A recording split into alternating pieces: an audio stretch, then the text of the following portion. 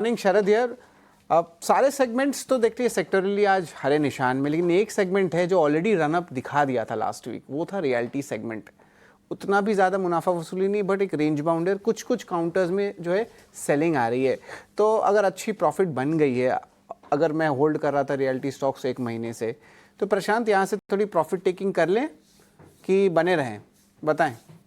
जी, अगर हम stock specific इसमें देखें, हम डीएलएफ को देखें तो यहाँ ऑलमोस्ट हम पिछले कुछ दिनों में करीबन 700 के लेवल से ऑलमोस्ट 880 के आसपास आ चुके हैं। तो मुझे लग रहा है यहाँ पे डेफिनेटली एटलीस्ट 20-25% हाँ, सब मुनाफा चल बनना गया चाहिए। अब तो।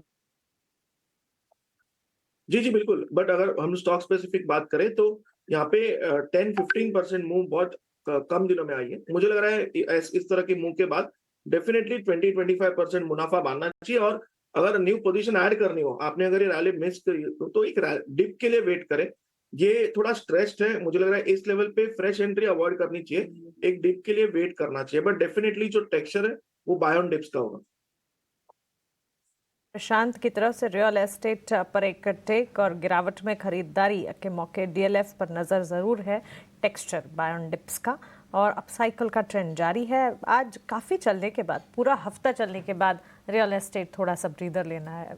ठीक है, आज के सत्र में बाकी सारे सेक्टर्स हैं जो काफ़ी अच्छा एक्शन दिखा रहे हैं। बैंक्स और फाइनेंशियल्स तो पिछले हफ्ते की चाल को ही कायम रख रहे हैं। इस वक्त पीएसयू बैंक स्पेस अगर आप देखेंगे, आईटी और ऑटो, ये फ्लेवर्स बने हुए हैं। सेक्टर स्पेसिफिक भी ढेर सारे मौके, लेकिन इन मौकों में लगातार हमारे एक्सपर्ट्स की पैनल में भी एडिशंस होते जा रहे हैं। शरण ने रिएक्ट किया काफ़ी पॉजिटिवली, बिकॉज आरबीआई ने एक सरप्राइज ही दिया 50 बेसिस पॉइंट्स के साथ और सीआरआर में 100 बेसिस पॉइंट्स का। लेकिन यहाँ से आगे अब बैंक्स ट्रांसमिट करेंगे ये डेवलपमेंट्स। इसके अलावा इंडिया इंक की तरफ से इस पर क्या कुछ टेक निकल कर आते हैं, ये सारी की सारी चीज़ें होगी जो वॉच आउट करनी होगी। लेकिन ब्रोकरेजेस का टेक अब आना शुरू हो चुका है। इंटरेस्ट रेट्स को लेकर जो ताज़ा आरबीआई की तरफ से अनाउंसमेंट्स हुए हैं, इसका असर कहाँ कहाँ पर आप देखते हैं, और ये जो ताज़ा अनाउंसमेंट है इसे ओवरऑल आप मार्केट्स के लिए कैसे समझ रहे हैं? आपको भी प्रणाम और शुभ प्रभात मानसी हमारे तरफ से।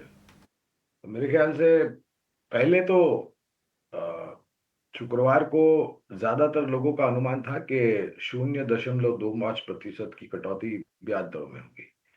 लेकिन मॉनेटरी पॉलिसी के मेंबरान के तरफ से उनकी सोच और विचारधारा, और फिर जो घोषणा की गई माननीय गवर्नर साहब की तरफ से 50 बेसिस पॉइंट की, ये अपने आप में थोड़ा बहुत ताज्जुब करने वाला था। उससे भी बड़ा कदम उन्होंने जो उठाया वो है 1% की किश्तों में सीआरआर में कटौती, और गोल्ड लोन कंपनीज के लिए भी थोड़ी बहुत राहत दी गई है वगैरह वगैरह। अब समीकरण अगर मैं करता हूं तो मेरे ख्याल से और जिस प्रकार से बैंक निफ्टी, और जैसे मैंने कार्यक्रम की शुरुआत में टिप्पणी करी मानसी, कि अब वित्तीय क्षेत्र मेरे ख्याल से काफी कुछ लोगों के नजर में रहेगा।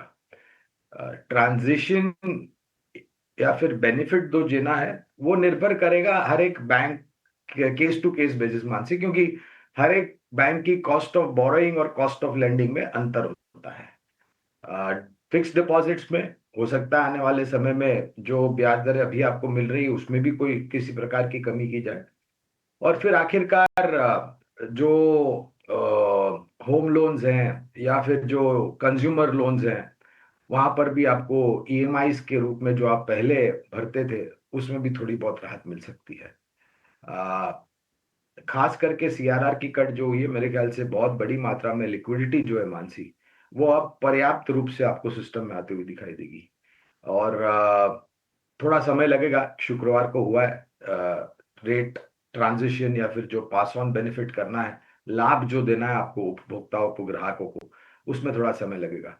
और इसी विचारधारा के आधार पर अभी जब मैं अभिषेक से बात कर रहा था तो मैंने विकल्प के रूप में, जब अभिषेक ने पूछा, तो एनबीएफसी एक सरकारी बैंक में हमारे देश की बड़ी state bank of India research team के तरफ से आईसीआईसीआई बैंक, बाकी अन्य बैंक पर खरीदारी की राय है। तो एक सकारात्मक रुझान आने की संभावना है, लेकिन जो ट्रांजिशन या फिर पास ऑन करना है उसके लिए समय लगेगा।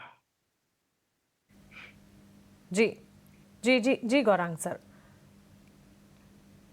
बिल्कुल बिल्कुल सर। तो एब्सोल्युटली आरबीआई की तरफ से बैंक्स फाइनेंशियल्स को लेकर कई सारे टेक अवेज आते हुए दिखे और इस पर फंडामेंटल एनालिसिस यहाँ से अब बैंक्स और फाइनेंशियल्स की चाल कैसी रहेगी ये आपके लिए हमारे एक्सपर्ट्स से जानना, गौरांग सर के लेंस से जानना काफ़ी ज़रूरी है। पॉजिटिव है और पॉजिटिव आगे भी रहेंगे। Banks and financials loan to value में जो डेवलपमेंट्स होते हुए दिखे उसका इम्पैक्ट गोल्ड फाइनेंसिंग काउंटर्स पर भी दिखा। लेकिन चलिए